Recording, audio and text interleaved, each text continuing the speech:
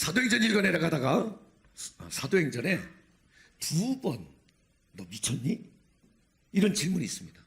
그 질문 하나가 오늘 본문에 재판을 받는 과정에서 총독 베스도가 바울을 향해서 너 미쳤구나.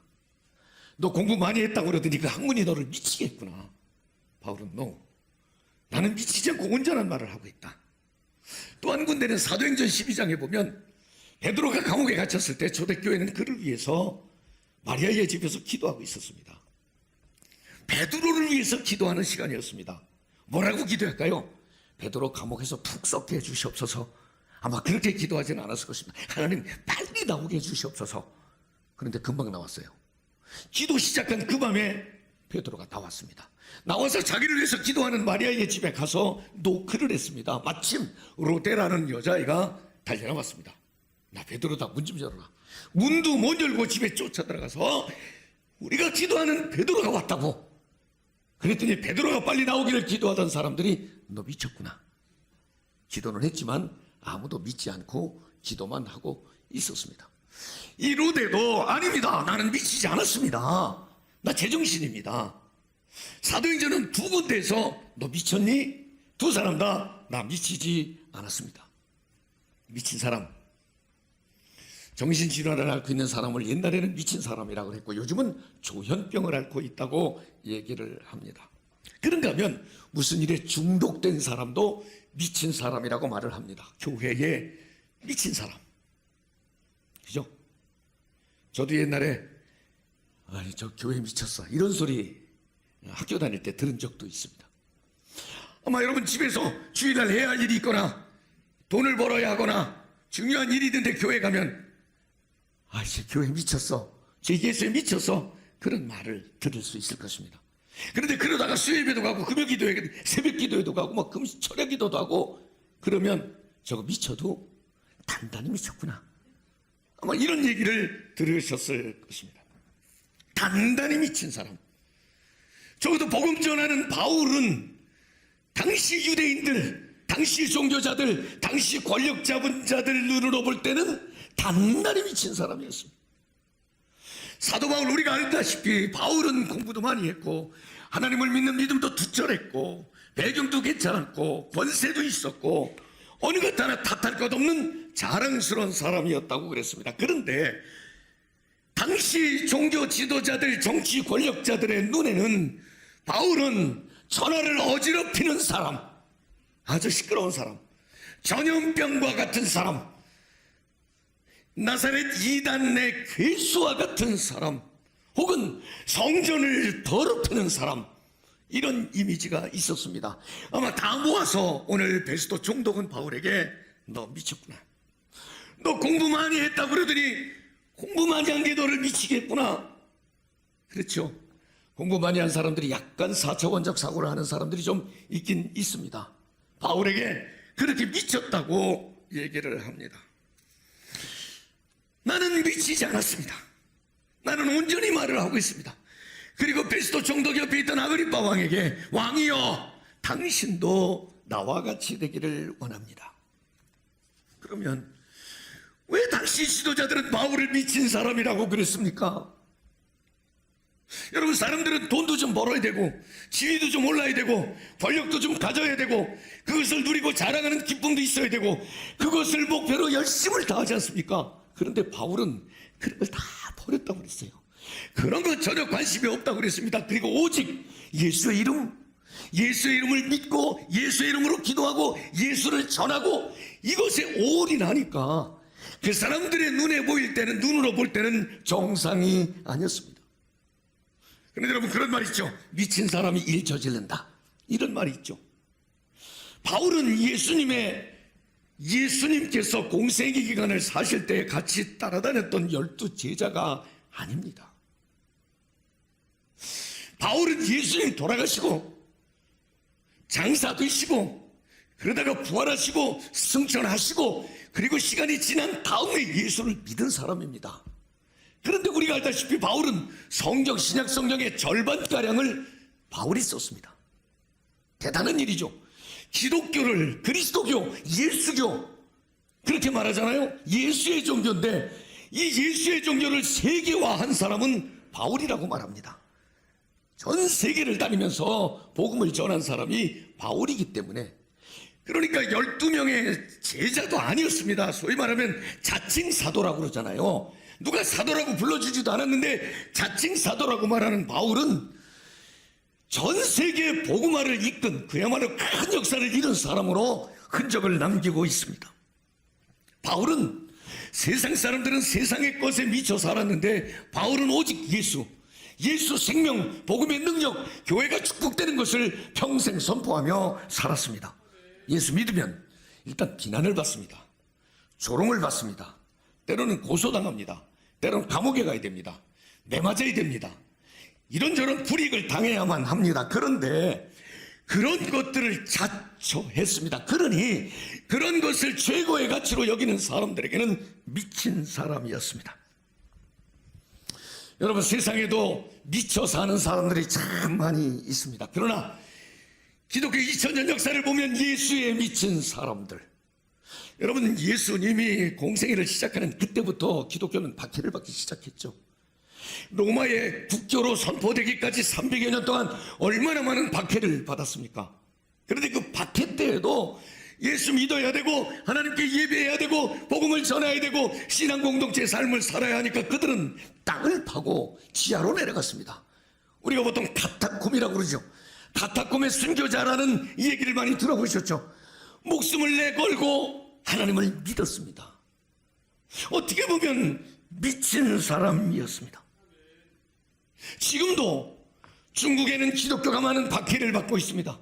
북한에는 아예 기독교를 용납하지 않습니다.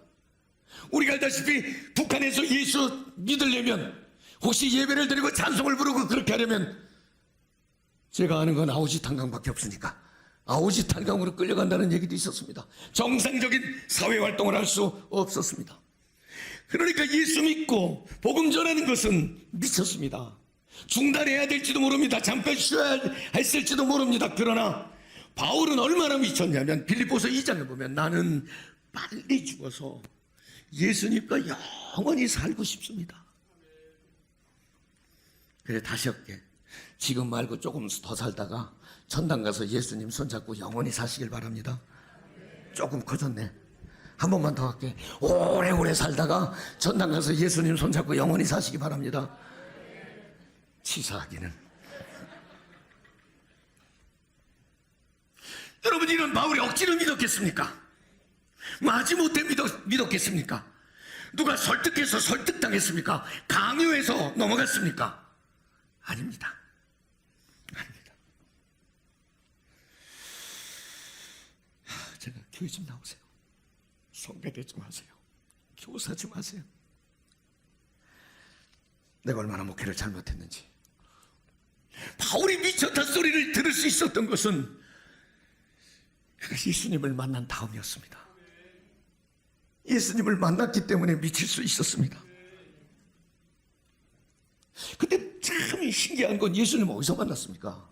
예수님 죽었습니다. 바울이 예수를 알게 된 때는 예수는 이미 죽었고 장사됐고 무덤에 다 장사됐고, 그런데 뭐 어느 날 살아났다 그러고 어느 날 뭐 승천했다 그러고, 이 바울도 사울이라는 이름으로 살아갈 때 그게 말 같지도 않은 일이니까 그런 말 하는 사람들을 잡으러 다니던 철저한 바리새파 사람이었습니다. 예수님은 이미 계시지 않을 때 근데 예수님을 만났습니다. 예수 믿는 사람들 잡으러 가다가 다메섹 도상에서 사울아 사울아. 다른 사람은 듣지 못했습니다. 사울이 들었습니다. 사울아 사울아. 여러분, 혹시 하나님께서 부르시는 소리가 들리시나요? 그죠? 깜짝 놀랐습니다. 주여 누구십니까? 주여 누구십니까? 나는 네가 핍박하는 예수라. 저는 몇 주 전에 여러분에게 물어보라 그랬습니다. 주님은 누구십니까? 주님은 나에게 누구십니까? 주님이 여러분에게 내가 너를 구원했다, 내가 너를 사랑한다, 내가 너와 지금도 함께하고 있다, 주님은 지금 말씀하고 계시나요? 우리 하나님이 관념적으로 그저 이 세상에 계신 우리를 사랑하시는, 우리 모두와 함께 하시는 관념의 하나님이라기보다는 실존, 우리 하나님이라기보다는 내 하나님, 우리를 사랑하시는 하나님보다는 나를 사랑하시는 하나님, 인류를 구원하신 하나님보다는 나를 구원하신 하나님. 여러분 실존의 하나님으로, 여러분의 하나님으로 여러분 그 음성이 들려지시나요? 너희가 내 안에 있고 내가 너희 안에 있으면 무엇이든지 원하는 대로 구하라, 그러면 이루리라. 주님은 지금도 함께 하기를 원하시는데, 저는요 이 복음, 예수, 이 생명에 미쳐 사는 바울, 별거 아닌 것 같았는데 세상을 흔들었습니다. 바울이 가면 예루살렘, 안디옥, 아덴, 빌립보, 에베소, 로마, 지금 저 터키 시리아 지역, 바울이 가면 지축이 다 흔들렸습니다. 여러분 지금도요 러시아와 우크라이나가 전쟁하는 것으로 세상을 흔들지 못합니다. 범죄 집단이 흔들지 못합니다. 지금도 전 세계에 복음을 들고 예수 생명을 전하는 사람들에 의해서 세상은 흔들리고 있습니다. 하나님은 그 역사를 이루어 가신다고 저는 믿습니다. 주님을 만나니까, 주님을 만나서 미치니까 그 안에 열심, 열정이 생겼습니다. 믿음은, 우리의 신앙은 열정을 자극하게 되어 있습니다.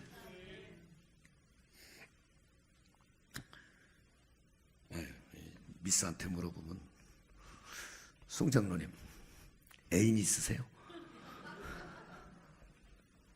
이거 대답을 해야 될지 말아야 될지. 있죠. 저분의 애인은 조전분 여사. 왜냐하면 지금도 전부야, 자기 지금 70된 마누라한테도 전부나 뭐 이렇게 부르고 그래. 아 영서봐 뭐 이렇게. 요새 누가 부인한테 반말합니까? 연애 결혼하셨나요? 중매 결혼하셨나요? 장로님은? 우리 지난주에 우리 이제 장로님 은퇴하셔서 함께 우리 교직원들 회식을 하고 장로님 댁에 갔더니 선보고 결혼식장에서 두 번째 봤대. 야, 진짜 송 장로님은 전생에 아니면 조상 중에 순교자가 있거나 나라를 구한 사람이 없으면, 그렇지 않으면 조건사님 같은 분을 어떻게 만났겠어. 야, 선보고, 그러니까 얼굴도 못 봤대요. 봤으면 큰일 날 뻔했지. 야, 그리고 결혼식을 해서 항상 행복하게 사셨는데, 신혼여행을 갔는데 조건사님은 막 앞으로 뛰어가고 송장로님은 막 쫓아가고 그랬다고 그러더라고. 저 경주에 가서. 자, 요즘 젊은이들은 참 이해도 못할 그런. 왜 그러냐니까 해 떨어지면 산 넘어가기 어려우니까 조건사님 빨리 집에 가야 된다고 막 뛰어가셨다고 그러더라고. 애인이 생기면 갑자기 남자애들도 껍데기가 반듯해져요. 갑자기 옷도 지가 데려입고, 저도 옷 잘 데리거든요. 지금도 잘 데려요. 근데 옛날에 애인 있을 때, 최미나 말고 딴 여자 있을 때 딱 애인이 생기면 미칩니다. 좋아하는 운동 한번 거기에 빠져들면 미칩니다. 도박을 하는 사람들 도박에 한번 빠지면 미칩니다. 집에 식구들 먹을 쌀은 떨어져도 노르말돈은 안 떨어진다고 합니다. 결심을 하고 손가락을 자르면 붕대 감고 또 가서 앉아있다고 그럽니다. 미칩니다. 사람들은 무엇인가 미쳐서 살게 돼 있습니다. 그죠?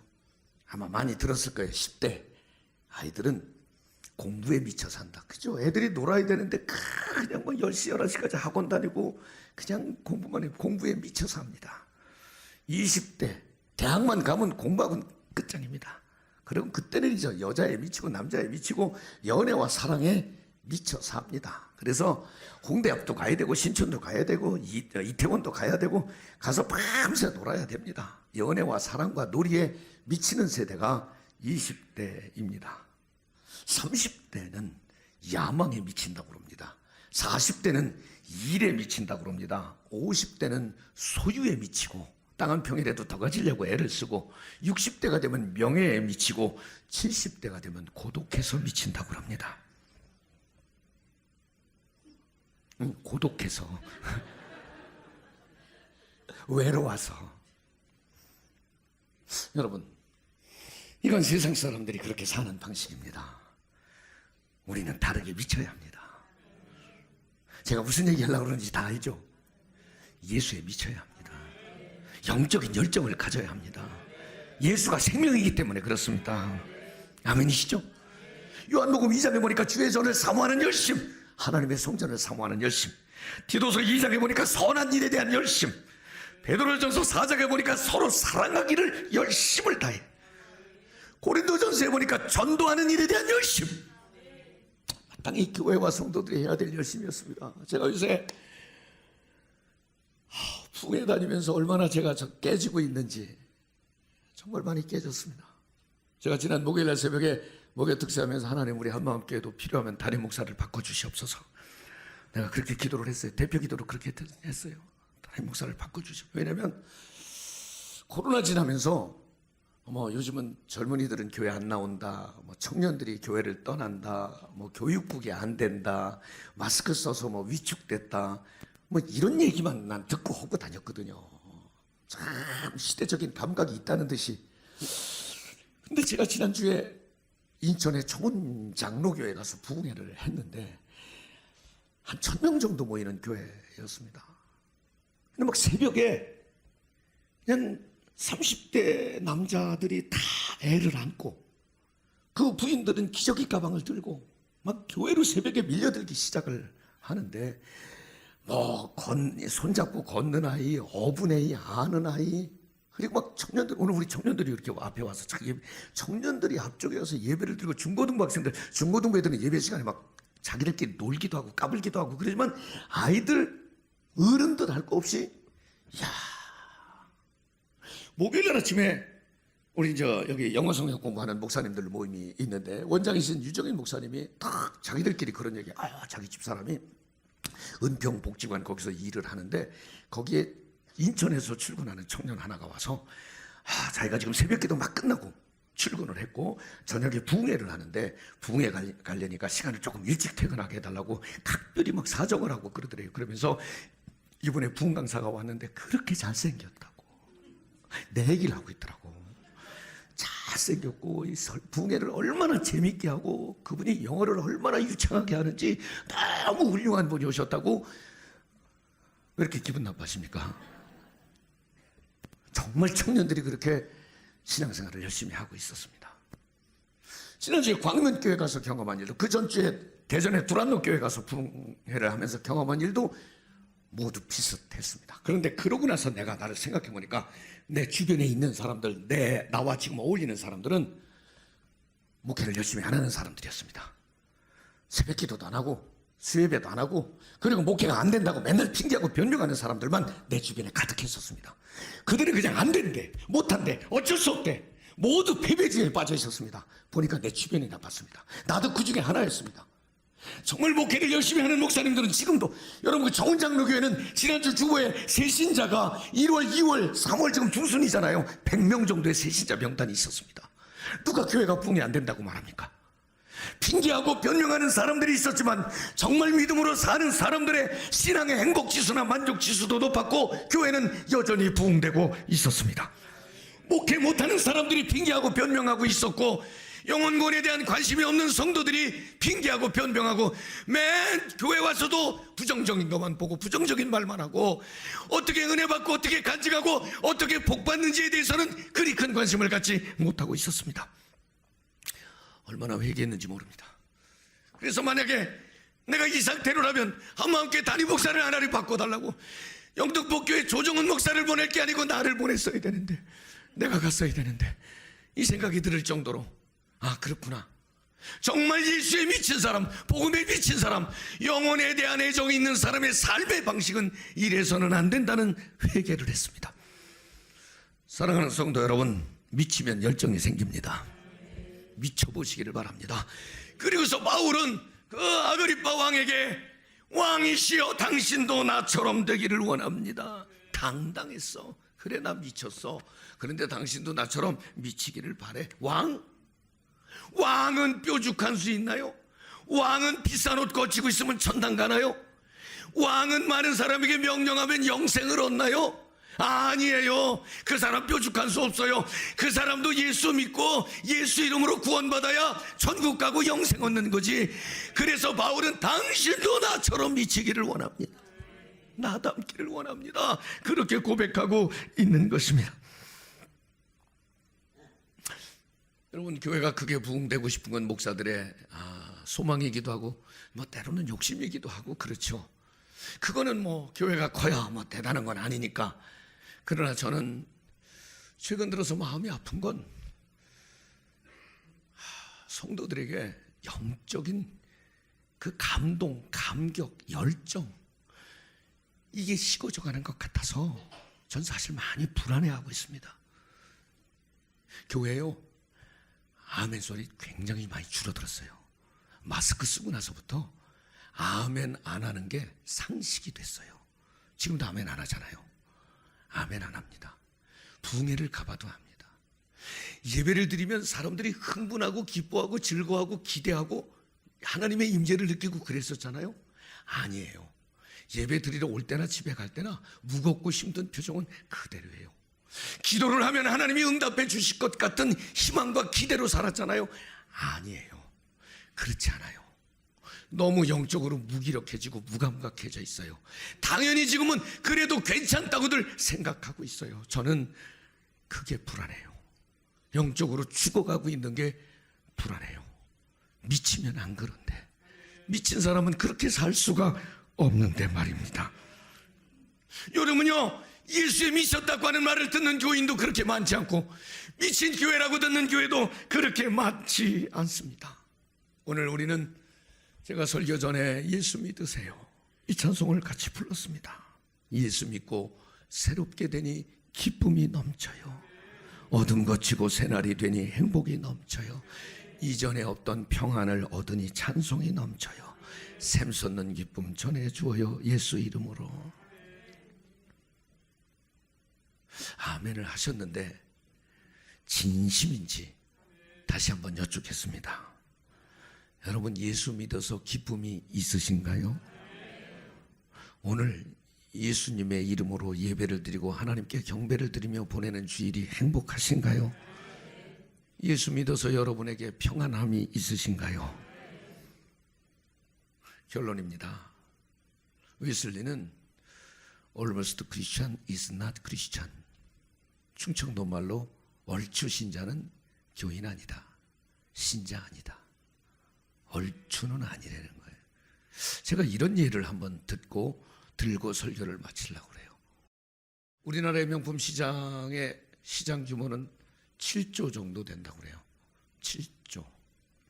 뭐 연도가 좀 다를 수 있으니까 제 통계가 좀 틀려도 나중에 혹시 고소하고 그러지 마세요. 그런데 짝퉁이라고 그러죠.